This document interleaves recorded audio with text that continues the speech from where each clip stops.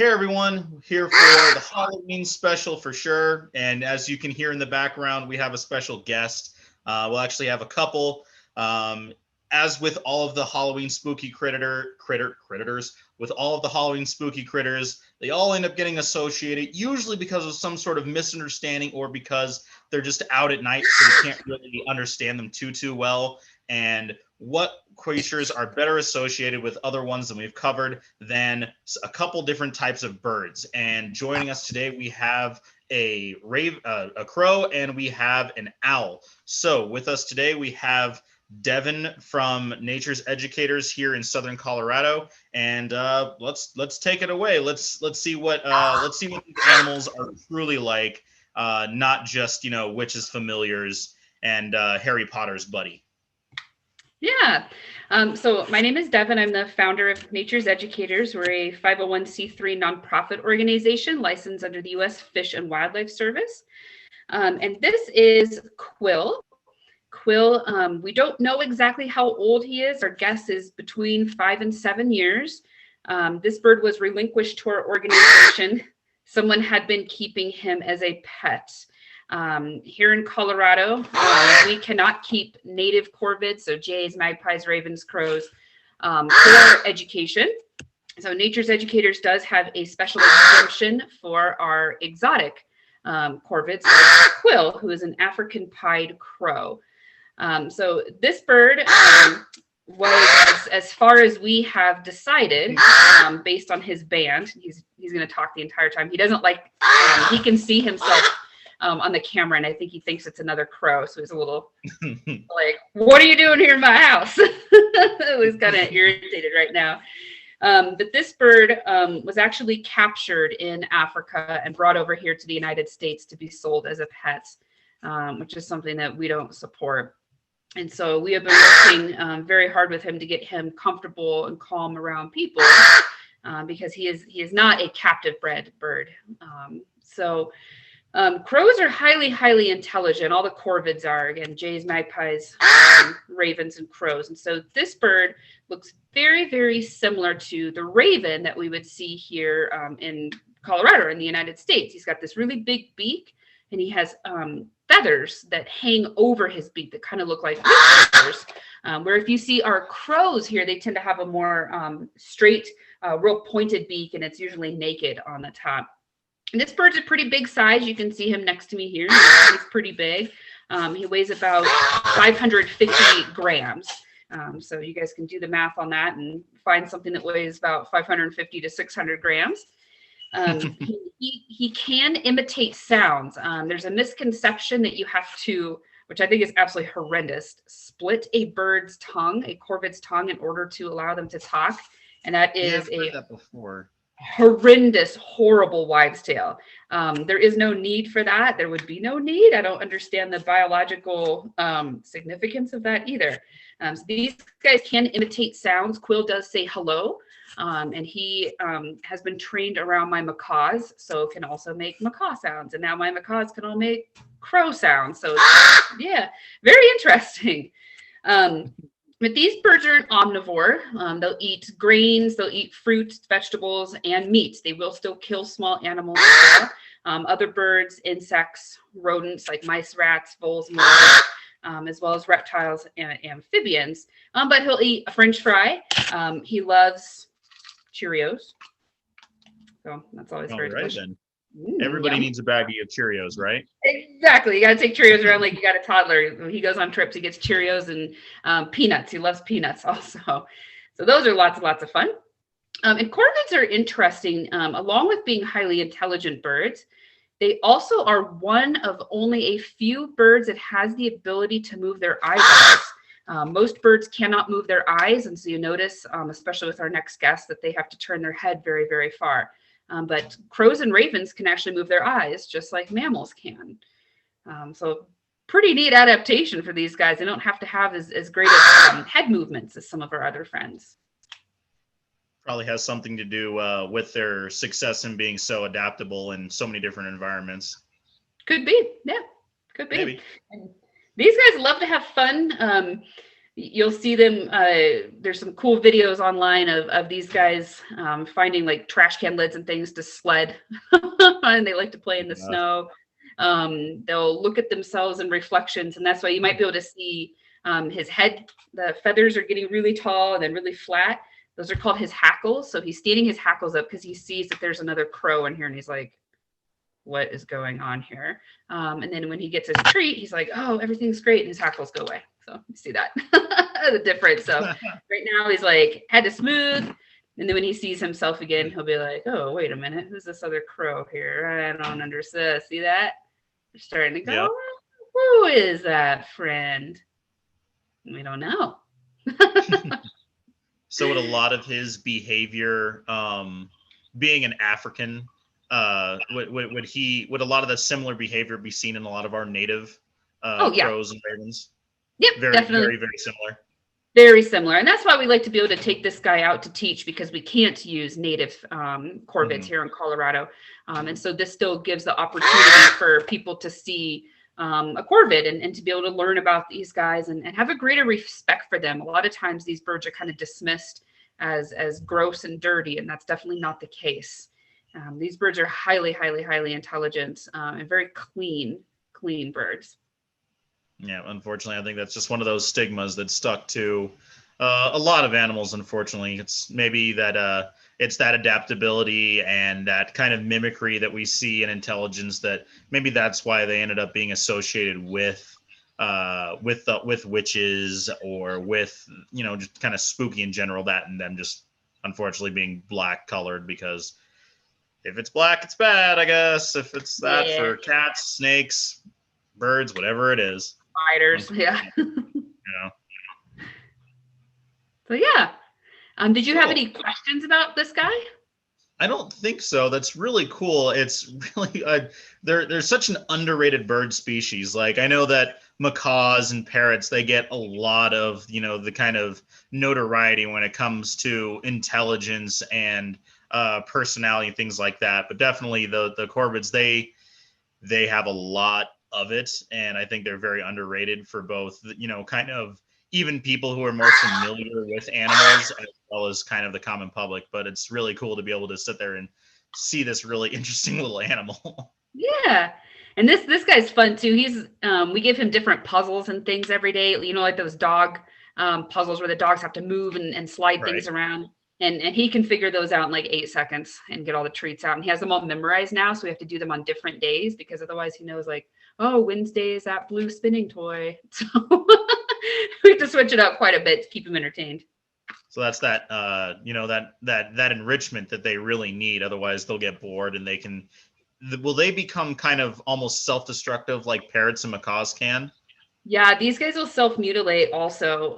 When we first got this bird, he had plucked his leg feathers too from moving into a different situation. And those have since, you know, the feathers have all since come back, but him leaving from his original home and then all of a sudden coming to us and being worked with on the glove and having, you know, people nearby him constantly and different food and a different schedule was stressful. And so he did, you know, he plucked his leg feathers 4 years ago when we got him, but they're all back now. Yep.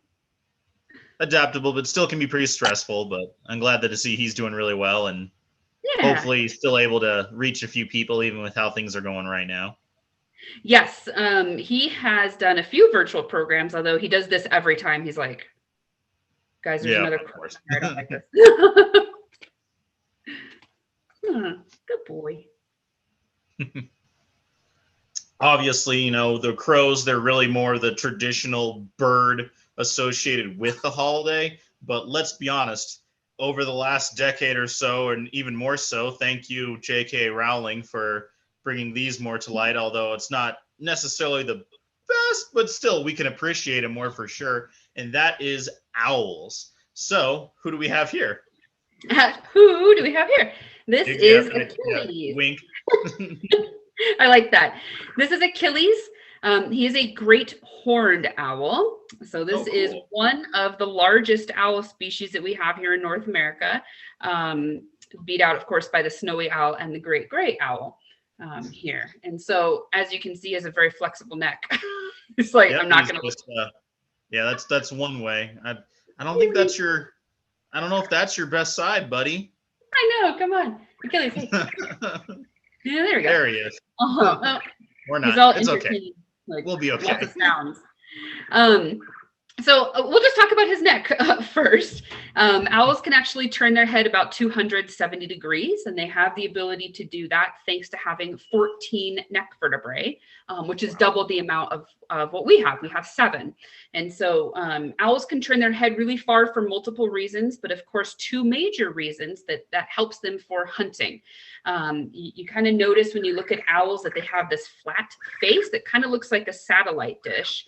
And the feathers around their eyes, right here around their face, are called a facial disc. And they work to help catch and funnel sound into his ears. And he has one ear a little bit lower and one ear a little bit higher. So this bird has the ability to do something called triangulation. He can pinpoint exactly where a sound is coming from just by turning his head. So these guys, for the most part, don't even need to see their prey in order to swoop down and catch it. They really only have to hear it. And you'll kind of see them do that head movement, and they're listening, thinking, okay, is it over here? Is it over here? Where is it? But the other reason, like we talked about with our corvid, is that this bird, like most birds, can't move his eyes very well or very far at all. And so if he wants to look over here, he's got to physically turn his whole head to see. He can't just move his eyes like we can or like the crow can. And so this bird here I have because someone illegally stole him from his nest as a baby. Somebody thought an owl would make a very good pet. That is illegal. Yeah. We cannot have a great horned owl as a pet here in the United States. And so he luckily was confiscated and given to a wildlife rehabilitator who deemed him non-releasable. He is what we call a food imprint and associates him with food. Yeah, so can't be released back to the wild. So he was sent to one of my falconer friends. I'm a licensed falconer as well. And he could get him to fly, but the bird would never actually fly to his glove. He'd always fly to his feet, which is really weird. So we thought, we're going to change up training, try a different person, a different area, different handling. And he was sent to me and flew to my glove the first day. So I think it was just, a change of people, because sometimes these guys can be picky, especially this bird. There are certain things he doesn't like: hoses, ladders, wheelbarrows, and cars. So all of those things are very, very bad. Okay.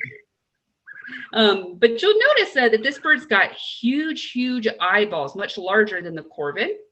And his eyes are so big, actually, that they touch each other and they touch the back of the inside of his skull. His eyes are not round like ours are. They're actually very similar to a light bulb. And so you can imagine this is the part that we see. That would be yellow on him. And then this is the part that is in his skull. He has lots and lots of rod cells, and rod cells are what allow eyeballs to pick up light. Cone cells pick up color. Owls don't have very many cone cells, so as far as we know, they see in grayscale or might just see a few primitive colors. But he doesn't really need that. He's using more of his ears for hunting. The things on top of his head are called plumicorns. They're just tufts of feathers. We theorize that those help them with camouflage, helping to filter even more sound into their ears, and in communication with other owls of the same species. And speaking of communication, you might hear him making kind of this purring sound, this kind of noise you might hear. Typically, that is a irritated sound. With our injured great horned owls, we'll hear them make that sound when they're irritated. He does it as a food begging call. So sometimes, he's a little confused. So sometimes our imprinted birds or birds that think that they're a person or associate with people rather than with their own kind will misappropriate sounds and behaviors sometimes. So we have another imprinted great horned owl that makes a completely different sound for food begging. So you never know. But this guy, if you do hear him actually make his call, which I was really hoping that he would, this is the hoot owl. So this, if anybody says that the hoot owl, they're actually talking about the great horned owl. So if you do hear them out at night, it's a and they make a whole variety of sounds, but you'll hear that, and it's a very iconic sound. Every movie uses that for every owl, every cartoon, every stuffed animal owl makes that hooting sound. Now, these birds technically are considered crepuscular, so they are mostly active at dawn and dusk. We can see them at night. I've seen great horned owls in the middle of the night. I have also personally seen great horned owls, hunting in the middle of the day too. So they're a very opportunistic kind of predator, and they'll eat anything from small mice, rats, all the way up to raccoons, porcupines, and skunks. He's got really good eyes and really good ears, but not the greatest sense of smell. So well, then, hey, really I guess that works for him because, yeah, those are not the, well, they're not for the faint of heart, olfactory speaking, I guess. Yeah, exactly. And so knowing that he eats such large prey, you might also be interested in seeing his large feet. This bird has very, very big feet. Great horned owls can squeeze 500 pounds of pressure per square inch. So he is a very, very powerful bird. And yes, owls have what is called a zygodactyl toe arrangement or feet. So they have 2 toes in front and 2 toes in back, but they can actually rotate their outer toe to then have, he might let me do it, his feet are kind of sensitive, so we'll see. There we go. 3 toes in front and 1 toe in back. And that helps them to be able to grip onto their prey, make a cage on their prey, and also to grip onto tree branches or rocks, telephone poles, whatever they're sitting on. Because as you know, birds don't weigh very much. They're very, very light, or flying birds. Some flying birds are very heavy actually, but the majority of our raptors are very, very light. So this bird only weighs 4.5 pounds. That's it. He looks huge. He's got a very, very big wingspan, you can see. Doesn't weigh very much. He goes to the bathroom a lot. He's got feathers. We've all heard that saying, light as a feather. And he has pneumaticized bones, hollow bones. The bones are dense, they're strong, they're powerful, but the center of them is hollow. So yeah. All helps with aerodynamics and lift and everything that they need. Exactly. Yep. Cool. Yeah, and I think it's all those adaptations together that what gives them all of those different all those different references and beliefs that have to do with different cultures. You know, it's they're wise as an owl, where, well, I mean, most of their head, as you said, was taken up by their eyes, so their brains, in fact, are actually not the largest, even when it comes to birds of prey. So exactly, and I do like to talk about that for a second. The reason we call owls wise actually comes from ancient Greek mythology. Athena is the Greek goddess of wisdom, and most of the major Greek gods and goddesses have an animal companion. Athena just happens to be the owl. So over time, people have associated owls with Athena, the goddess of wisdom. And so, of course, owls must be very wise as well.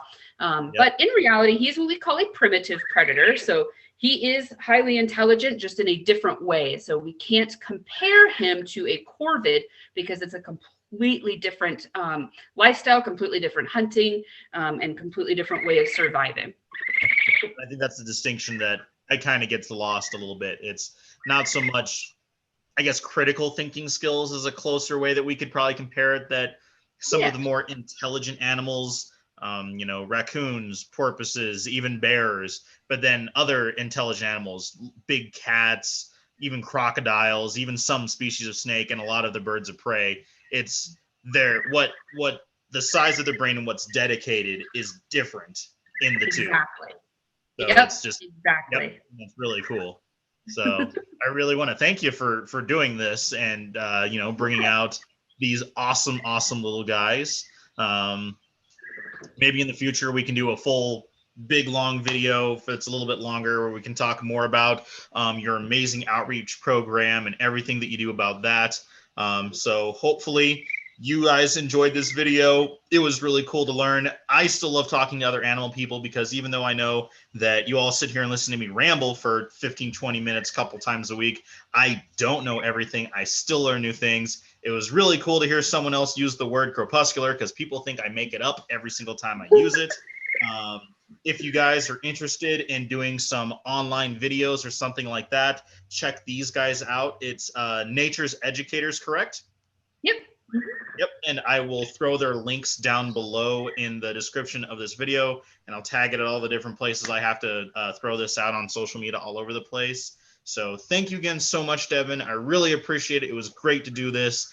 shed some education light, help kind of, hopefully stop a little bit of the misinformation and stigma that has to do with just the whole wide variety of amazing, beautiful, great misunderstood animals, from owls to crows to snakes to rats to black cats. So thank you so much for doing this. I really appreciate it. Oh, thanks for having us. We appreciate it too. This was fun. Great. All right.